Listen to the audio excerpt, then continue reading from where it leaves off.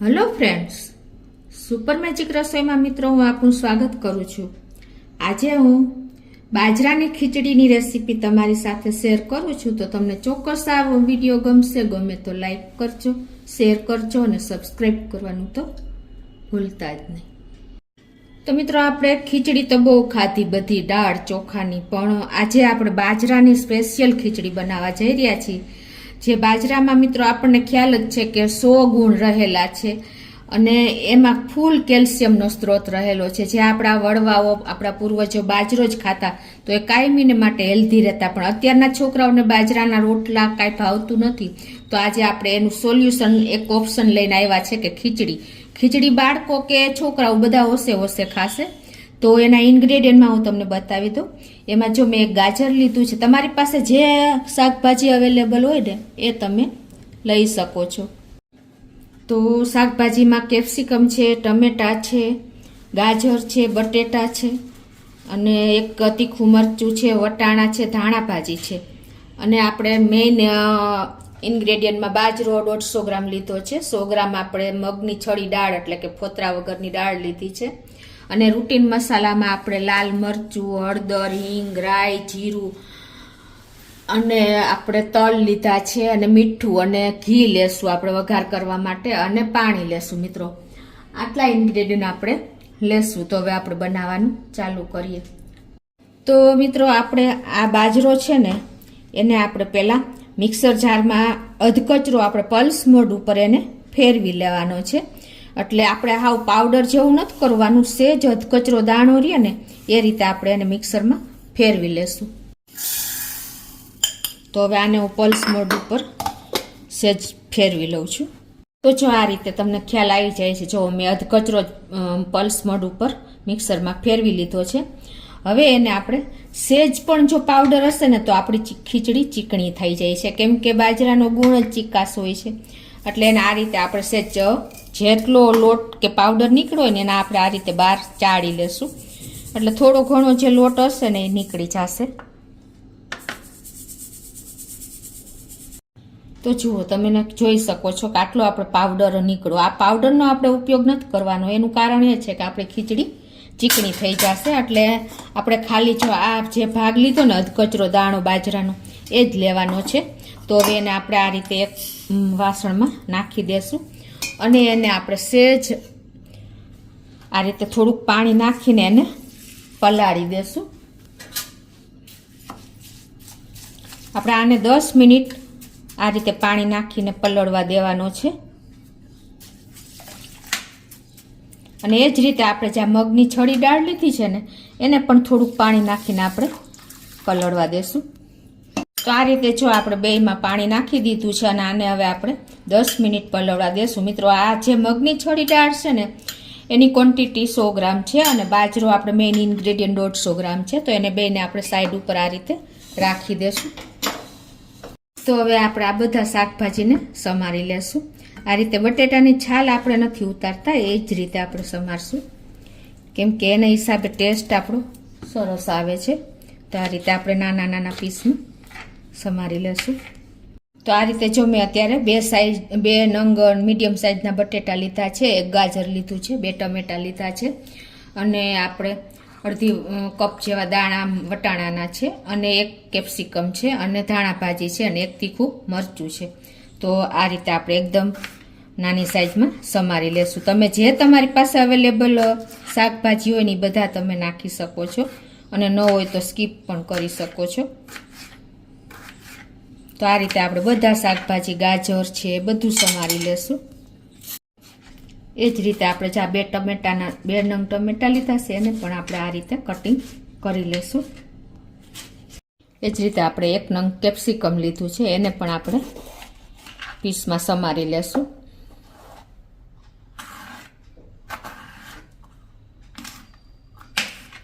તો મિત્રો જો આપણે આ બધા શાકભાજી ગાજર, બટેટા, કેપ્સિકમ, વટાણા અને ટમેટા બધા 100 ગ્રામ મેં શાકભાજી લીધા છે અને બધા ઝીણા સમારી લીધા છે। હવે આ બાજુ આપણે ગેસ ઓન કરીને એક પેનમાં આપણે આ ખીચડી મિત્રો આપણે ઘીમાં વઘારવાની છે, એટલે એકદમ સરસ ટેસ્ટી થાય છે। તો અત્યારે મેં દેશી ગાયનું ઘી લીધું છે, જે આપણે 3 ચમચી લેશું।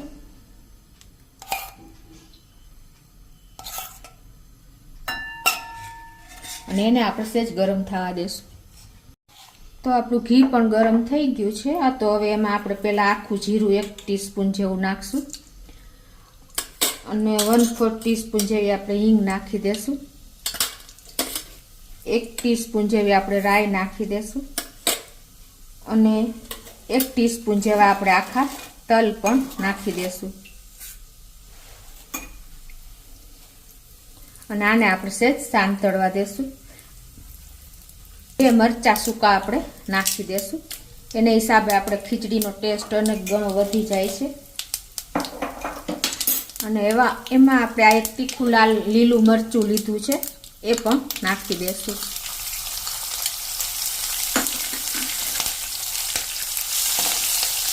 અને એને સહેજ આપણે આ રીતે રોસ્ટ કરી લેશું. ગેસની ફ્લેમ અત્યારે મેં મીડિયમ રાખી છે. તો આ રીતે જો આપણો મસાલો પણ તેલમાં સંતળાઈ ગયો છે. હવે આપણે જે બટેટા અને ગાજર સમાર્યા છે ને એ પહેલાં નાખી દેશું, કેમ કે એ થોડાક કઠણ હોય છે એટલે ચડતા વાર લાગે છે. અને એને આપણે આ રીતે મિક્સ કરી લેશું સરસ. તો આ રીતે જો આપણે 1 મિનિટ મીડિયમ ફ્લેમ ઉપર આ રીતે શાકભાજીને હલાવી લેવાના છે. અને હવે આપણે આમાં જનરલી આપણે લીલું મરચું તીખું નાખ્યું જ છે, પણ તમારે જો થોડીક તીખાશ કરવી હોય ને તો તમે 1 ચમચી જેવું લાલ કાશ્મીરી મરચું પણ નાખી શકો છો. અને હવે આ બધું મિક્સ કર્યા પછી આપણે આ બાજરો અને મગની છડી દાળ પલાળીને એને 10 થી 15 મિનિટ થઈ ગઈ છે. અને જો પલળી પણ સરસ ગયું છે એ હવે આપણે આમાં એડ કરી દઈશું.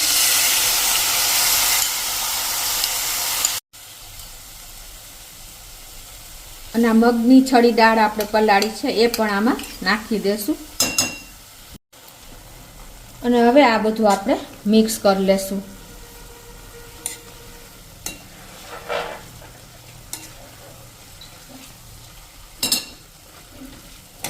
આ રીતે શાકભાજી અને બાજરો અને દાળ અને મસાલા સાથે આપણે જો એકદમ સરસ મિક્સ થઈ ગયું છે. અને અત્યારે મેં ગેસની ફ્લેમ મીડિયમ જ રાખી છે. હવે આમાં આપણે જે બાજરો અને મગ એને જે પલાળ્યા હતા ને એનું આપણે 3 ગણું પાણી લેવાનું છે. એટલે અત્યારે હું અંદાજે 3 ગણું પાણી નાખી દઉં છું.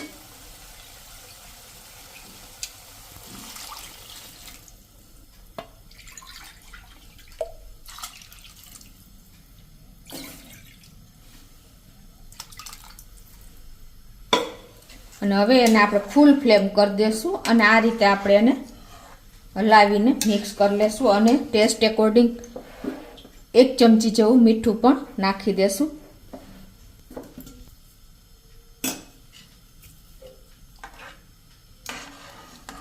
આ રીતે ફૂલ ફ્લેમ ઉપર આપણે એને વચ્ચે વચ્ચે થાવા દેશું અને હલાવતા રહેશું. હવે મીઠું નાખ્યા પછી આપણે જે વટાણા લીધા છે અડધો કપ જેવા એ પણ નાખી દેશું. અને આ રીતે આપણે એને મિક્સ કરીને ફૂલ ફ્લેમ ઉપર આપણે આ રીતે ઢાંકીને થાવા દેશું અને વચ્ચે વચ્ચે આપણે હલાવતા રહેશું. જો કે બેસવાનો ડર જ નથી. આ રીતે જો આપણે ફૂલ ફ્લેમ ઉપર ઢાંકીને આ રીતે ચોળવી લીધી છે. અને જુઓ તમે અડધી ચડી ગઈ છે અને આપણું પાણી પણ થોડું ઘણું શોષાઈ ગયું છે. 80% જેવું તો શોષાઈ જ ગયું છે. હવે આ સ્ટેજે આપણે શું કરવાનું છે કે આ જે ટમેટા અને કેપ્સિકમ આપણે સમાર્યા છે ને એ નાખી દેશું. આપણે 10 મિનિટ જેવું થયું છે અને આપણી ખીચડી પણ અડધી પાકી જ ગઈ છે.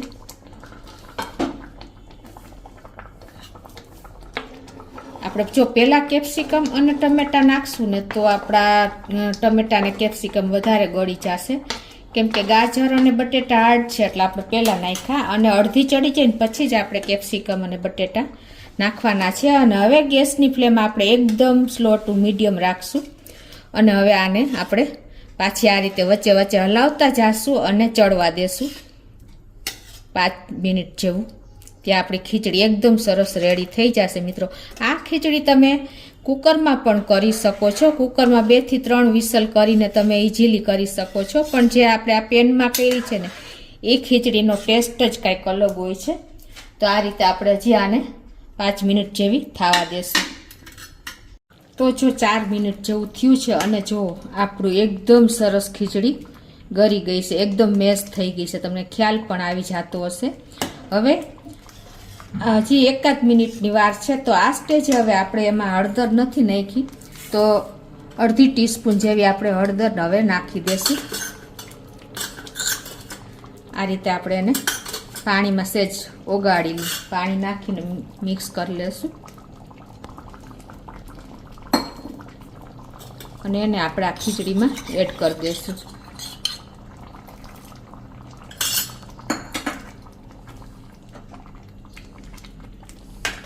તમે જોઈ શકો છો મિત્રો, આપણે બાજરાની અને મગની છડી દાળની ખીચડી એકદમ લથબથ થઈ ગઈ છે. અને હવે લાસ્ટમાં આપણે હળદર નાખ્યા પછી આપણે આમાં ખટાશ કાંઈ પણ નાખી જ નથી ટમેટા સિવાય. આપણે જો તમારે ખટાશમાં આ ખીચડી તમે પાણી જે આપણે 3 ગણું નાખ્યું ને એને બદલે તમે જો છાશમાં પણ કરી શકો છો, અને છાશમાં ન બનાવ્યું હોય તો હવે આ સ્ટેજે આપણે 1 લીંબુનો રસ પણ નાખી દેશું અને ગેસ આપણો બંધ કરી દેશું.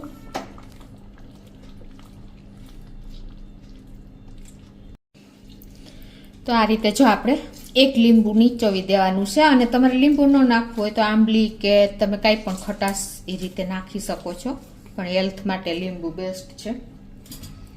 તો લીંબુ નાખીને આપણે આ રીતે જો મિક્સ કરી લેશું. અને આપણે ખીચડી જોવો મિત્રો, એકદમ મેસી અને એકદમ સરસ મીણ જેવી થઈ ગઈ છે. તો હવે એને આપણે ઉપરથી ધાણા ભાજી પણ નાખી દેશું.